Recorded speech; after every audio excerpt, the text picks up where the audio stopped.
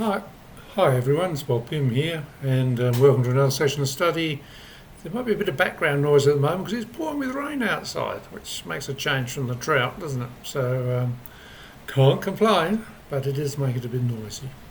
So I'm an adjunct lecturer at CSU and have taught there for quite a long time now, about 15 years. Adjunct means I'm sort of semi-retired, so I just do a bit of teaching, and I'm not involved too much with the actual administrative side of running the school.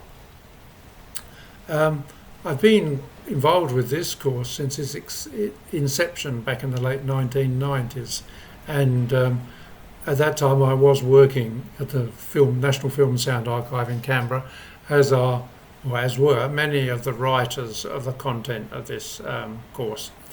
We're still teaching it with the NFSA, and as we go through the semester, we'll get input from staff the Film and Sound Archive who have, their particular areas of expertise, and we're very grateful for that. It really brings a real world sort of input into an academic subject. So that's one of the real pluses I think you get from doing this subject. The subject's written on the assumption that you don't know anything at all about the topic, the preservation of AV materials. So if you're in that position, don't worry. That's the assumption that it's written on. It's pretty basic. We get into some detail later on, obviously, but the assumption is that, yes, you're coming to this as very much a blank sheet. Now, not everybody is like that. We do have, obviously, students doing the course who've got substantial experience in the field, and that's terrific because, the sort of input you can make to the forum is great and can be, again, useful to hear from practitioners, people who are actually working in the field.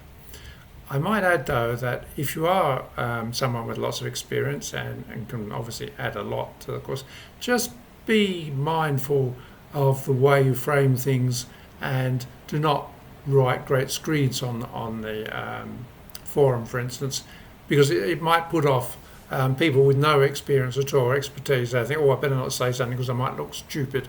And there's all these people who know a heap. So just be mindful of that. We want to encourage everybody to get involved on the forum, and it's a good learning opportunity. And we do want to hear from you if you've got experience in the field. At the same time, we also want to hear from those people who haven't got experience and who want to ask questions. And I would encourage that. Please do ask questions. The usual sort of thing, there's no such thing as a stupid question, or even if it is a stupid question, we're not going to say it's a stupid question. We're going to be very polite. So do please get involved in that. I will explain the assignments, etc., in a video in week 1 that talks a bit more about them in detail. But one thing I would say right at the beginning is check out what the assignments are, and particularly for the final assignment, be familiar with that before you start doing the subject content, because obviously with the final assignment, the idea is it draws from a lot of the stuff you've learned over the semester, and it might be useful. Get that clear in your head what it's asking for, and make notes as you go along week by week, so that towards the end of the semester it's not this big mad panic that, hey, I've got this assignment to do, and I've really got to go back and look at things all over again. So it's well worth thinking about that. I'm just glancing at some notes I wrote down here. It does occasionally get a little bit technical. There is obviously chemistry involved in the physical media. We only touch on it, and there's no way in the world we expect you to be chemists or to get into this in any depth. Polymers and monomers and things like that, it's almost as foreign to me as it is to you. But you need to understand the concepts and the big picture type stuff. So what impact does this have for our long-term preservation of AV materials? We do focus very strongly on physical AV materials, the traditional things, film, videotape, audio tape, sound recordings on disc, etc. And while we touch on digital, and obviously digital is the way of the world these days, and it is the big challenge. In some ways, probably more so than the physical media. The physical media you can leave alone, and with a bit of luck, it'll still be okay in 10 years' time, maybe even in 50 or 100 years' time if it's not been stored in too difficult, too challenging a situation. with digital, there's no way we can leave that, is there, and expect that, certainly not in 20 years' time, that we're going to be able to access it, let alone in 100 years' time. So there's a whole separate subject, INF443, digital preservation, that concentrates on that and is a very important part of today's archiving practice. For us, though, with this subject, there's a big lot of legacy collections out there of physical media.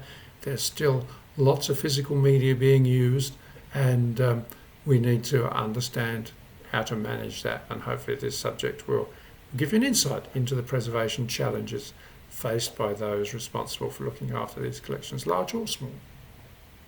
Okay, so I think that's probably it as a starter. I welcome you to the subject. It's not a big subject. I think there's probably 12, 15 of you maybe.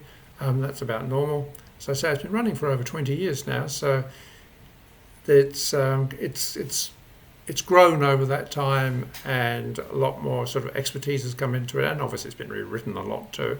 But at the same time, it suggests there's that core of interest out there and demand that makes it a well worthwhile subject to study. So all the best with it. I hope you find the assignments are supposed to be sort of a practical bent as well as getting an academic assignment, obviously. So think about that when you're reading them. But I'll talk about that more when you get into the subject itself. All the very best for the future. Cheers.